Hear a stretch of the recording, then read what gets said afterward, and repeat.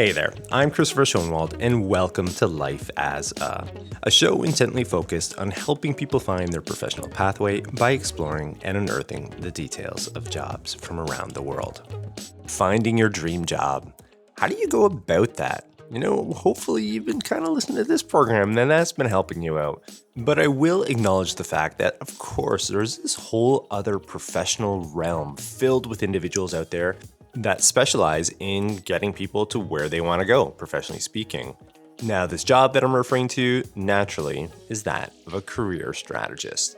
On this episode, I've got a great guest lined up to break it all down for us. You'll hear how she helps some of her clients get positioned to land these dream jobs, by way of tactical sort of approaches, getting resumes ready, prepping for interviews. But then also there's this whole other level of support that she provides that, might surprise you a little bit. Beyond that, we get into some of the challenges, some of the rewards, and we also go a little bit deep on some other points about, for example, helping people out who at times have these structural issues that they're railing against in trying to land these jobs.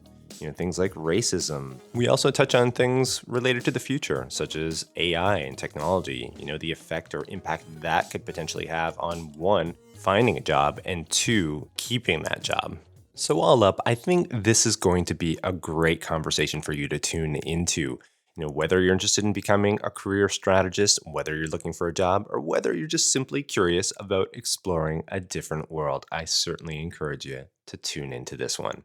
So let me more formally introduce the guest, and we'll jump right into it.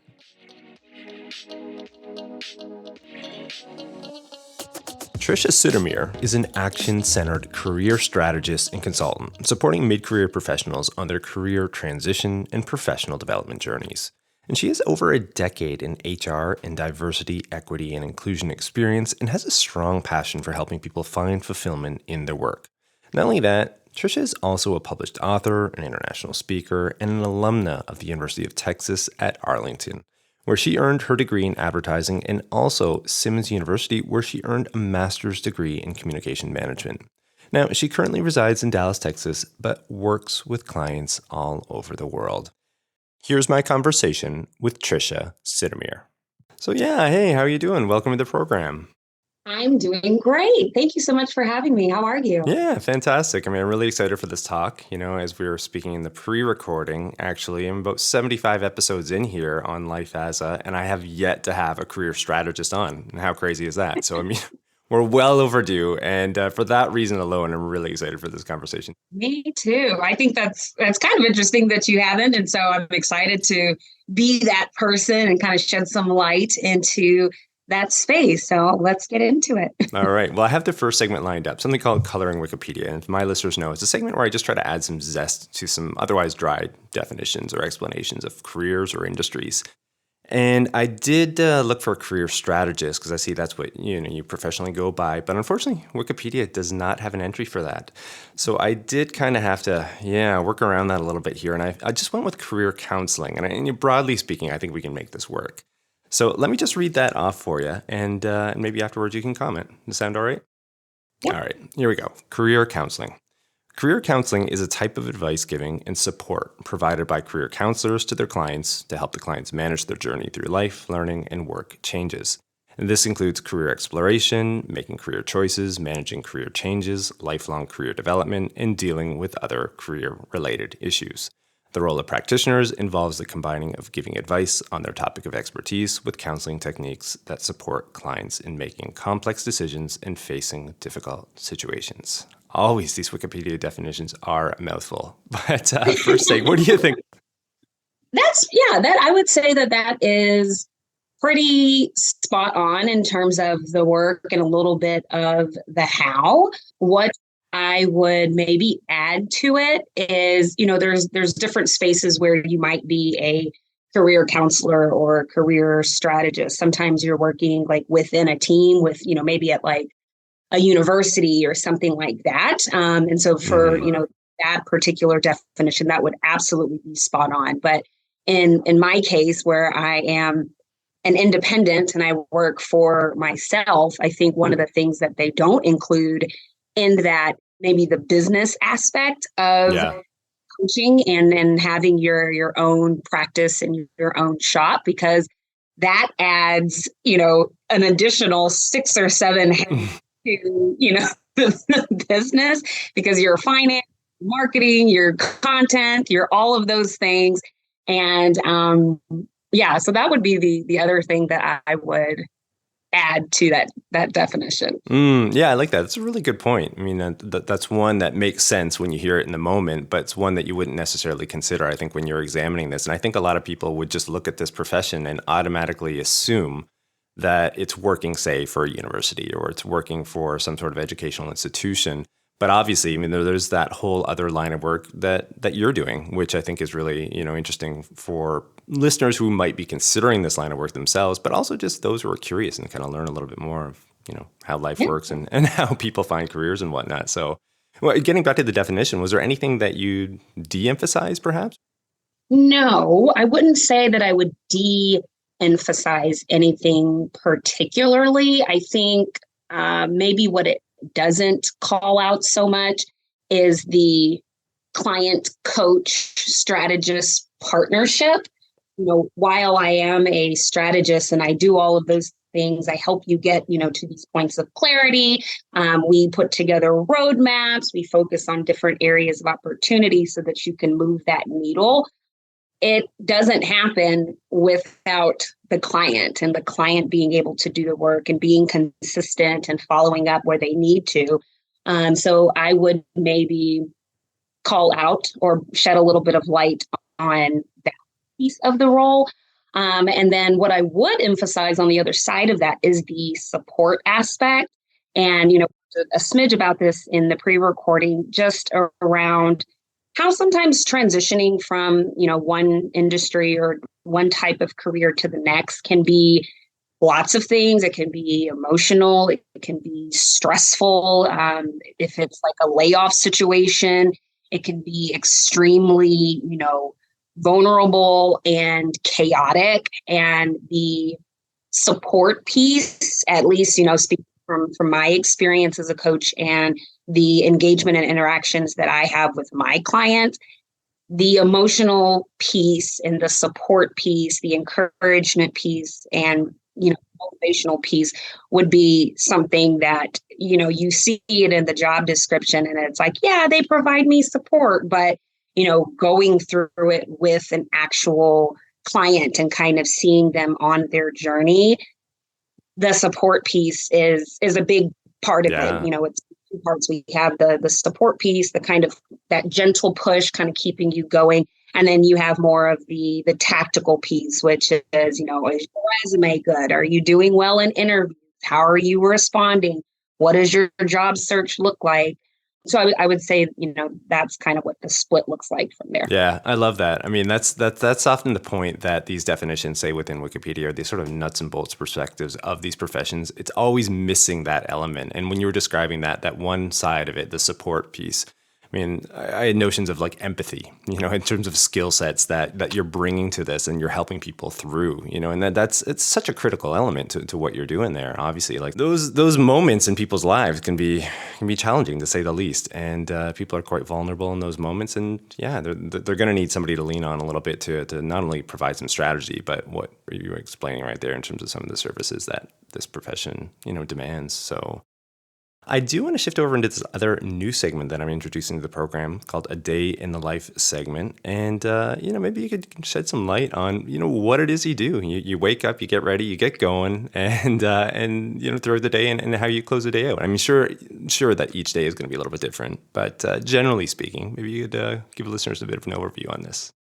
Yes. So as a career strategist, I am very much a person of process and structure. And so I have, time bucketed out for different things every single day of the week. So Monday is typically my admin day, my research day, my day to, respond to emails. If I'm going to be, if I have any speaking engagements, any podcasts or anything like that coming up, I will do all of that stuff on Monday.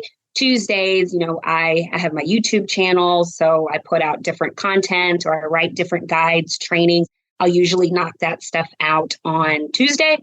Wednesday is usually when I do my client prep because I take clients on Thursdays and Fridays. So if it is tightening up resumes, making sure that, I'm all set and good to go with any clients that I have.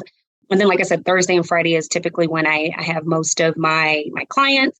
And I'll usually end with my end of the week recap where I look at like all of my business analytics and look at the numbers and the data, see what that's saying and where I maybe need to make some tweaks and changes. And then, I really do try to keep some sort of schedule. I mentioned the business side of being a career coach.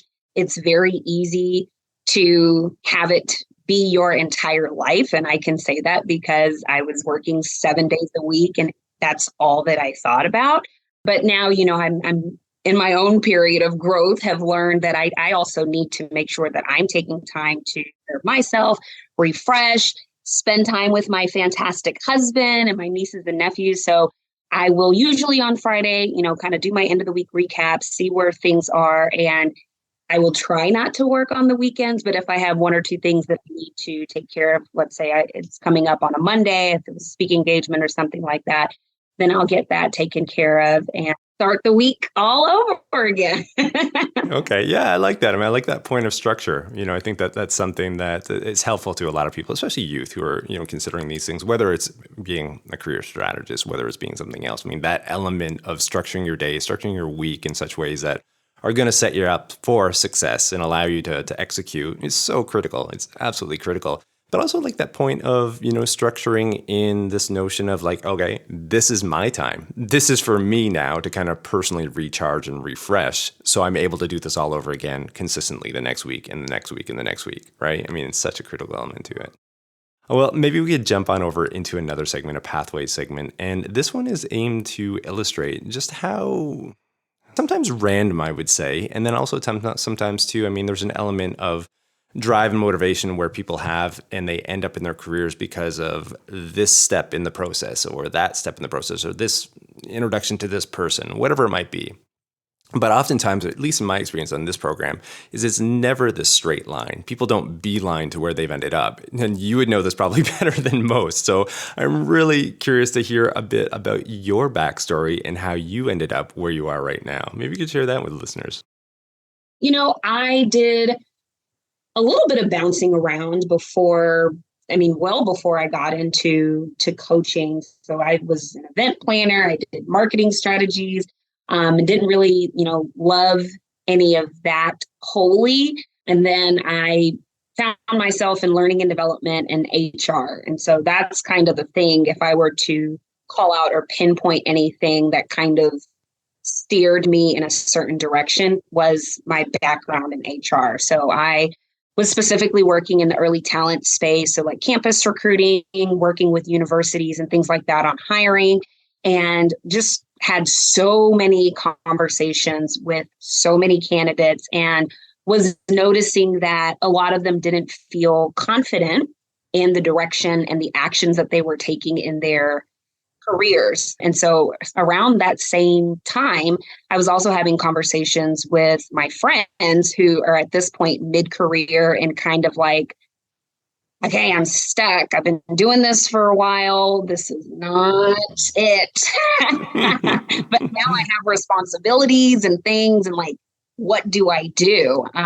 And so I decided I was going to try to do something to help. And so I created and it started out as a guide, but then ended up being the book that I published, I'm Sick of This Shit, to kind of help people wrap their heads around their thoughts and kind of have that internal conversation with themselves around, okay, I know I'm not where I want to be. I'm frustrated by something. In short, I'm sick of this shit. How do we get you unstuck? And so after, I published my book, I had a lot more people that were reaching out for me to help them with their resumes, for me to help them, with their interviews, and like, okay, I worked through the book and I know I'm clear on, what I'm sick of and kind of where I want to go. Is there anything else that you offer to help me?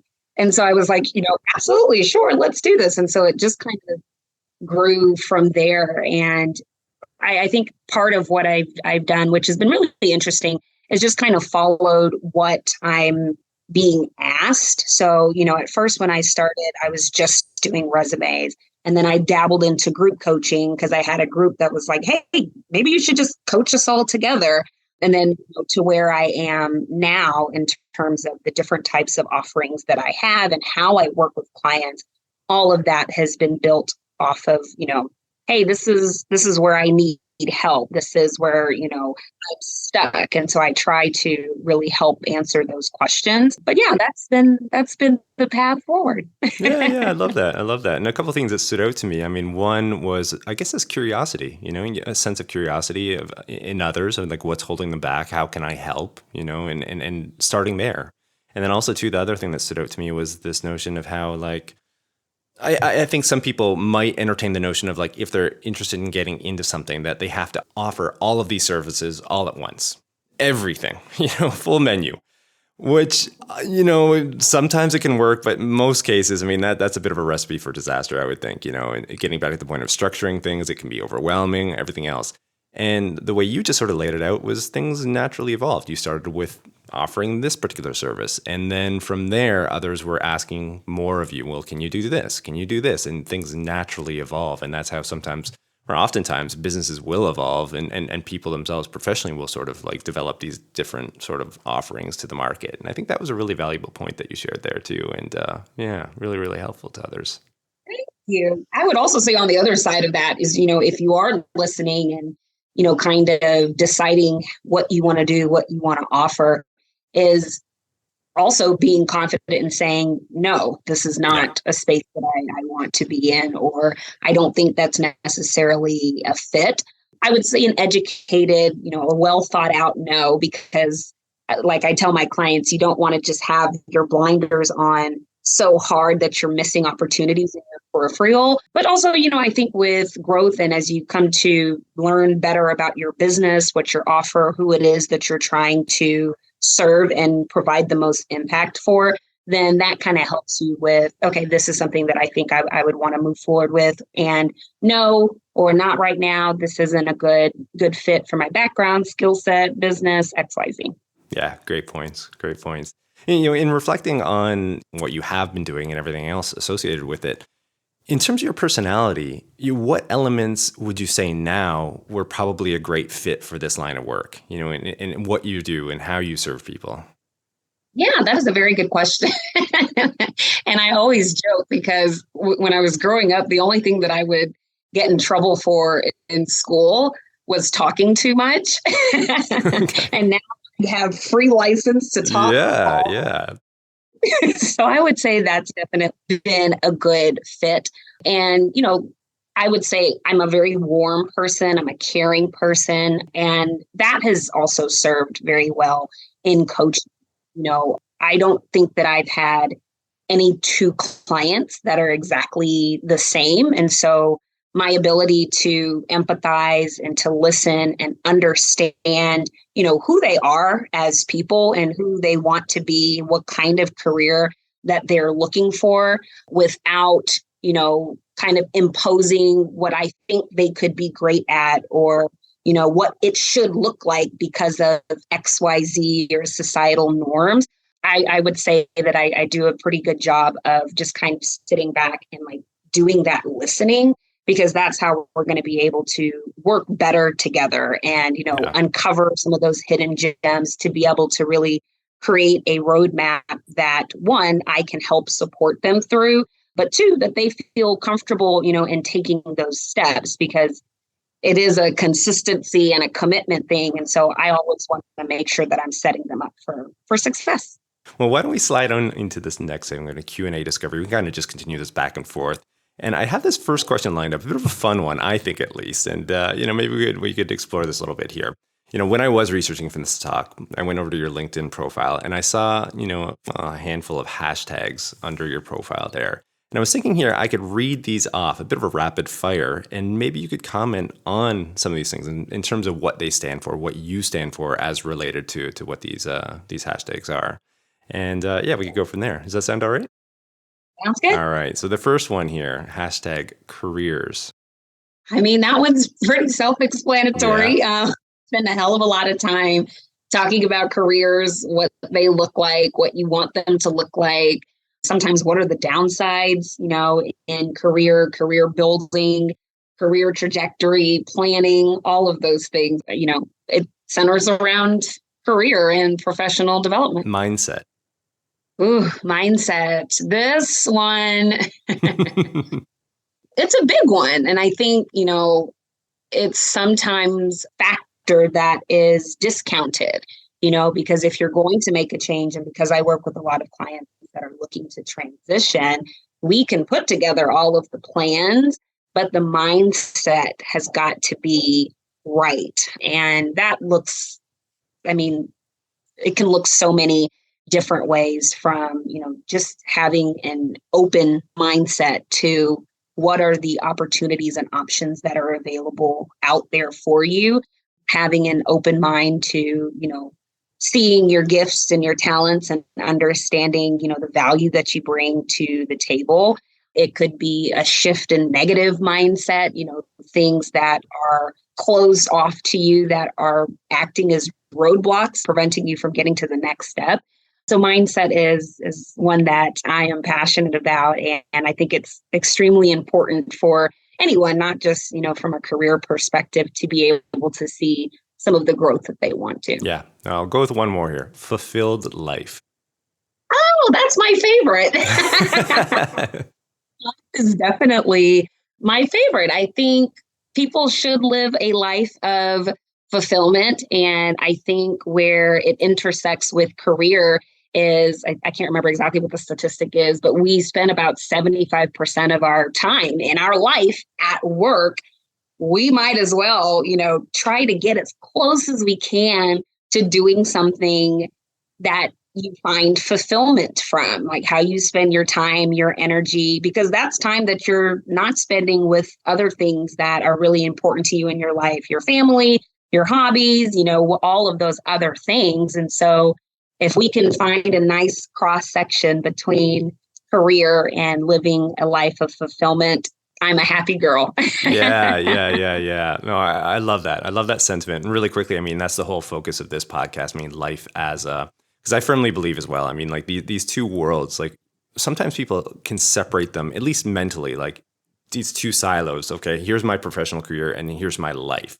But in reality, the two are so deeply blended together, right? Like what happens to people within their lives if they're not happy professionally speaking, like that stuff is going to seep into their daily life, in their relationships with their friends, their family, everything, right? Absolutely everything. So if you don't have, say, that professional side set up in such a way that it is, going to be helping you derive levels of satisfaction, you are going to suffer personally as well. It's really tough, I think, to compartmentalize 100% like those two worlds. They just blend too deeply together. So I love that. I love what you're saying. If you can get to a point where you're otherwise, you feel like your time and your background, your experience is going towards something, you're making some kind of impact in whatever kind of career that it is, I think it's very possible. Yeah. All right. Well, I have this other question here, and I see on your website that you do have this personal mantra, trademarked, I do believe, which underscores much of the sentiment here that we're talking about. Maybe you could share that really quickly with listeners. So Control-Alt-Delete is not only the name of my business, but yes, it is a personal mantra, and it stands for take control of your future, alter your mindset, and delete all doubt. And that's pretty much my approach to coaching. It is kind of the process that I take my clients through when we are working together. And it's a big driver for how I like to operate just as an individual. And so that's what that means. So I understand that much of the inspiration behind Control-Alt-Delete was, again, as you just mentioned, to help others. And you do address issues of career frustration, life-work balance, professional growth, building financial independence, and confidence. Now, this could be a bit of a tricky question, but in your experience, your opinion as well, could you distill this down? Like what prevents people from achieving a lot of these things? Is there something, one thing that always or consistently stands out to you that really gets in the way of people hitting on a lot of these milestones? I wouldn't say that it's just one thing.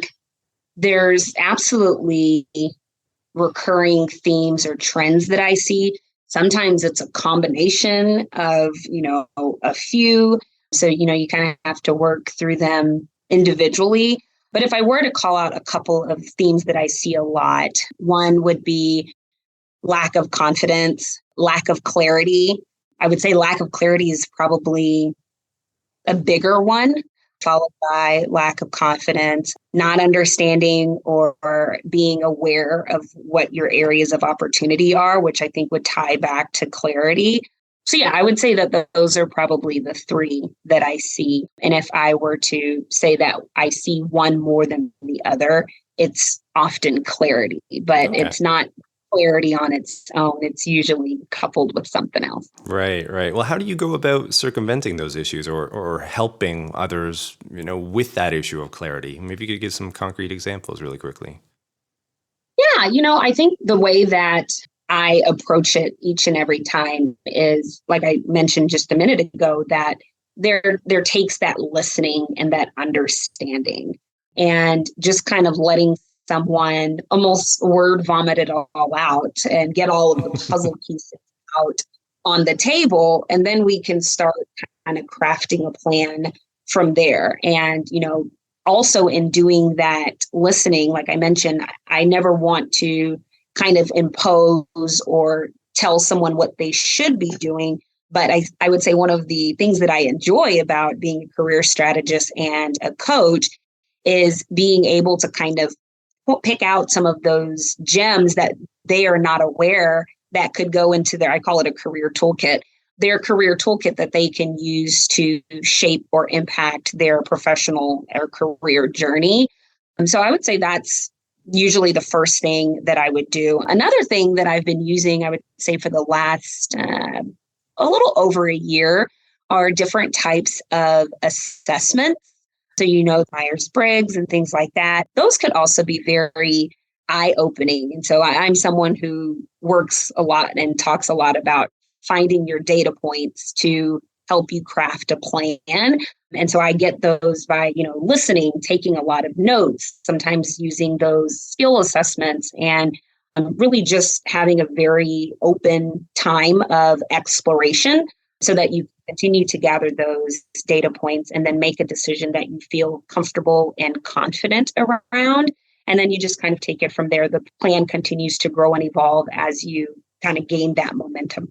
Yeah. I really like that. I mean, I think at times maybe people might assume that it's like instructing, like this is what you need to do, this, and this. But what you were saying, at least what I was taking away from some of that, was that you're almost guiding. You're collecting all this information for people and then putting it on the table and saying, well, here's an opportunity here based on perhaps your skill sets, based on what you've already accomplished. Maybe this is a direction we could go. Maybe this is a way that's going to help you stand out and hit some of these milestones that you're hoping to achieve. That's definitely part of it. And then, from the more tactical steps, like I said, what you include on a resume, how you respond in interviews, how you utilize networking in a career search or career transition. There's kind of a process and an order for all of those. And so that's kind of where, after we've done this period of exploration and kind of brain dumping, data dumping, and all of that, then we kind of switch and say, okay, now we have a North Star where we have a destination or, a place that we're trying to journey towards. This is how you set yourself up to be successful based on, my years of HR experience. I've got this other question here. Maybe it's probably a nice one to segue into based off the conversation we're having right now. And I'd imagine it connects up with what we were just speaking of. And it's this notion of professional branding. And I understand this is something that you speak on when you do go to conferences or elsewhere. This is something that you do hold a passion towards. And maybe you could, share that a little bit more with listeners, what that means, why it's so critically important for people to engage with. Yeah, personal branding could be very powerful. It's how you publicly represent yourself. The way I speak to it, of course, is from a professional standpoint. It's your professional personal brand. What are you about? What is your background? where do you bring, that certain level of expertise to the table, and how you can connect with other people to uncover additional opportunities for yourself. And, my personal brand kind of fell together kind of organically. And I would say the first time I really paid any attention to it was getting involved on LinkedIn. And I was posting about my work, which I loved, was going to campus, talking to different candidates, doing the behind the scenes on like interview days, and just kind of detailing, what my life was as a campus recruiter. And that's what I became kind of known for. And then once I started getting job inquiries like, hey, I know that you're the person to go to for this thing, then I started to gradually build onto it and be a little bit more intentional around what it looked like, making sure that I was highlighting, different skills or different things that I wanted to maybe get more experience around or get more exposure around. And so when I'm talking to my clients and I'm like, okay, so how are we using your personal brand, your professional brand?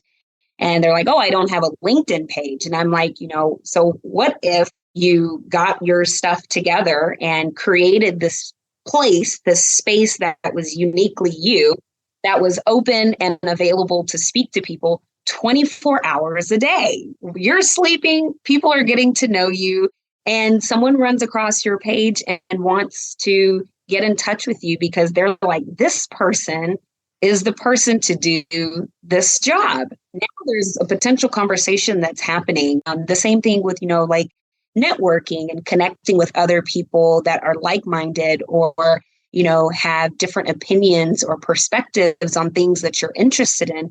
All of those things can be tied into your branding. So one, your branding is working for you. And two, you are, surrounding yourself with different people and conversations that are of personal interest to you. And I think that's what kind of keeps work interesting. It's like, hey, this is something that I want to talk about all the time, and I want to talk to people who want to talk about it. So, that's some of the ways that your personal brand can be used to your benefit. And it can open a lot of doors for you if you are intentional about it and you kind of put in that time and energy. And, it doesn't always have to be, when people think of professional development, I know people think it's a little bit boring and a little stale, but I always tell people, to bring their personalities to it. There's only going to be one of you who has that personality and background and experience. And so show up with that in, a professional way and have a little bit of fun with it. Yeah, definitely. Great points there. Great points. And, as you're speaking about this, I would, thinking about a few different memes I've seen, on LinkedIn per se, for that one in particular where, LinkedIn itself has its own language in a way of how you communicate who you are, what you do. And these memes sometimes, you could be a taxi driver, for example, and no disrespect to that profession, but I mean like whatever it might be, but the words and the language that are used to describe the jobs, the responsibilities, the duties on a platform like LinkedIn are really critically important. I mean, it's humorous at times, but also, there is a degree of truth to it. I mean, you do kind of have to sell yourself. You do have to speak the language that's going to resonate with others. And I think, this notion of personal branding and doing it, but it's also how you do it. And I'd imagine too, that's where somebody like yourself, a career strategist, can come in and really clean things up for people and help them position themselves to stand out and, to appear as attractive as they might possibly be. So I do have this other question here. And, part of this podcast is all about being genuine and authentic. And we've already spoken to this point too of the professional realms kind of blending with life and living. And I understand from your background, you've worked with Fortune 500 companies, you have experience in university recruiting, as you've already mentioned, and also diversity and inclusion. And it's this last point that I kind of want to key in on right now. For as advanced as markets have become around the world, there are still elements that, are holding people back, and through no fault of their own, I might add. And in particular, Black, Brown, any other type of minority, and understandably so, can become frustrated, disillusioned, upset with a lot of these issues, namely being systematic racism that's preventing them from reaching the heights that they should be hitting. So here's a question for you, and I know it's a bit of a serious one here, but what is your advice to people when you're speaking with people that are experiencing these issues? Like, how do you help them, one, I guess, get through these moments to stay in a frame of mind where they can still move their careers forward, but then also to try to, like, how do they circumvent some of these issues? Like, what do you advise to people when these issues come up? Yeah, that is a very good one, and one that, I have experience with. And the kind of maybe a weird response is I tell them not to take it so personally. And I know that sounds wild and bizarre because it's like, this is who I am. How could I not take it Yeah. personally? But, it's rooted in ignorance. It is not a thing that you did. I didn't go into a paint store and was like, that shade of brown is going to do it today. That's not how that happened. And so it really is rooted very much so in ignorance. And unfortunately, we're still in a space where a lot of people are experiencing this. And to that, I encourage them to lean on their communities and not, hold it in and to kind of let it fester. If there are people that you can share what's going on or where that frustration is, that's where, the strength in numbers and the camaraderie of your community are going to come in super, super, super helpful to kind of help you process and make sure that you are continuing to show up as yourself. You are no less amazing. You're still have a lot to offer. And it's not personal. You have to know that and, stand firmly in your confidence in terms of who you are, because it is a personal attack. I mean, that's really rooted in nothing, just based on differences. And it's like, if you got, the opportunity to learn about this group of people or learn about, some of their talents and things that make them truly amazing and brilliant, maybe you wouldn't feel that way. So, reserve those gifts and talents for spaces and areas where they do want to be inclusive. They do want what you have to offer and what you bring to the table. Yeah. Such critical sort of elements there. I mean, if you focus in on those points, and it must be certainly like incredibly difficult not to at certain points, the frustration levels and everything else. Yeah. But yeah, as you said, I mean, if you get stuck in that sort of that frame of mind, then it's unfortunately going to hold you back, right? It is going to hold you back from reaching those heights. And there are going to be other opportunities out there, and trying to find those, I guess, would be, the steps that somebody would need to take in that situation. So, yeah. But I've also come across folks that are frustrated because they are seeing it happen, and maybe they are not part of, the minority group.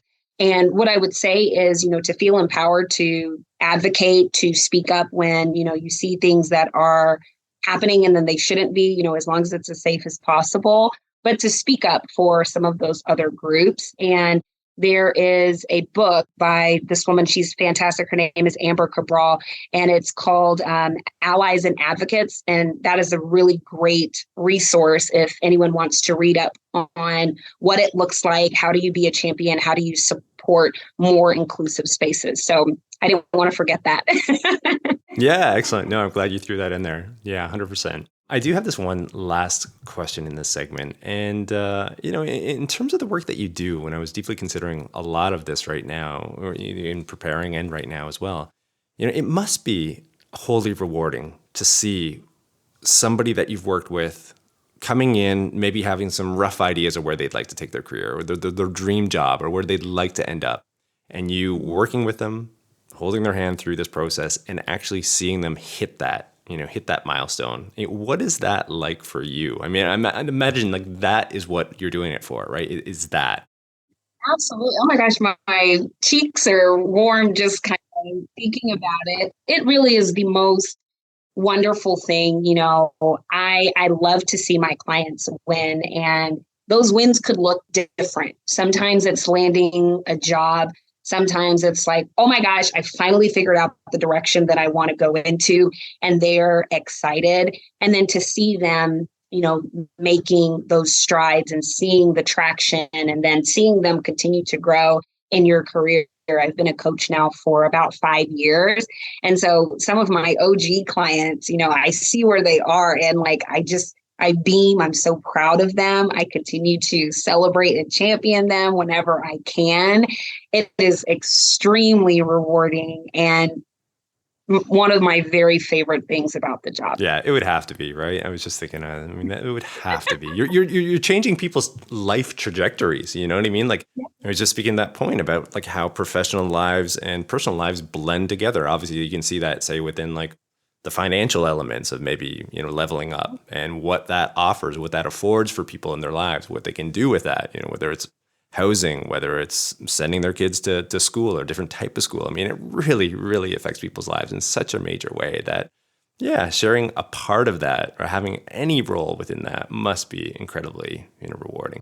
My absolute favorite thing. It makes me so happy. And I'm always down to celebrate when strides are happening and when you're moving on your way. It's absolutely amazing. Let's move on into this water cooler story segment, kind of a middle segment here. And this is, a story. I usually ask guest indulged listeners with a story related to the profession. I'd love to hear what you have for us today. Yeah. So, I mentioned that I published this book called I'm Sick of This Shit. And I would say the process took about 15, 16 months from when I started it to when it was ready to come out. And I was at a speaking engagement, actually in a local high school in Dallas, and I had been waiting for the box. I knew that the box was on its way, but was actually expecting it to come on Saturday, and this was a Friday. And I got home, and my husband was like, "There's a box for you by the front door." And I was like, "Oh my God, it's my box." I freaked out. I mean, ripped the box open. I was like trying to get it open. And then it was just at one point I stopped. I was looking at the box and it was just that little piece of bubble wrap between me and the books. And I took the bubble wrap off and I picked up a book and I just started crying. I was in tears. I just sat there for maybe 2 or 3 minutes and just like I was shaking and crying. And it was just like a very special moment because it was like, this is what you've been working on for such a long time. You had no idea on any part of the book publishing process, got through that, and here you are now. And I would say something that's extremely special about that moment is, since the book has been published, I'll sometimes have folks that reach out to me saying, "Oh, I just finished the book and this is what I took away from it," or "This was the aha moment." And it's like I get to go back to that special moment and I get that little jolt of excitement because it's like, okay, I get to be now a part of their journey moving in the direction that they want to take their life in. And it just is special every single time. And my book has been out for about 5 years now, and it has not gotten old. Every single time, someone reaches out about the book, it is just as exciting and thrilling as the very first time I held my books. And I'm getting a little emotional now.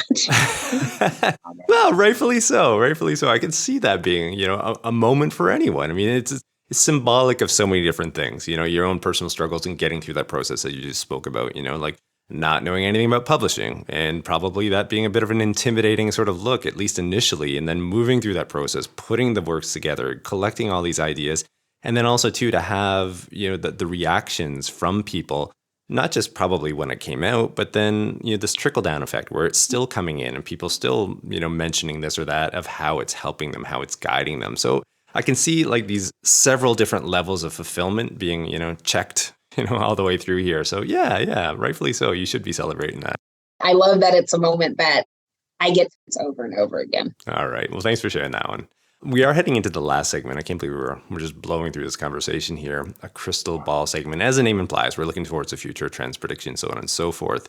And I mean, the elephant in the room right now certainly has got to be like ChatGPT, the rise of AI. And, it's a bit of a topic that's kind of polarizing. Like a lot of people within the career space are a little bit unnerved by it. Some are like, "Oh, my job, what's going to happen to it?" And then you have this other segment of this group, I suppose, that are kind of thrilled or excited by it because they see it as a tool that they can really leverage to stand out, perhaps, to advance their own careers.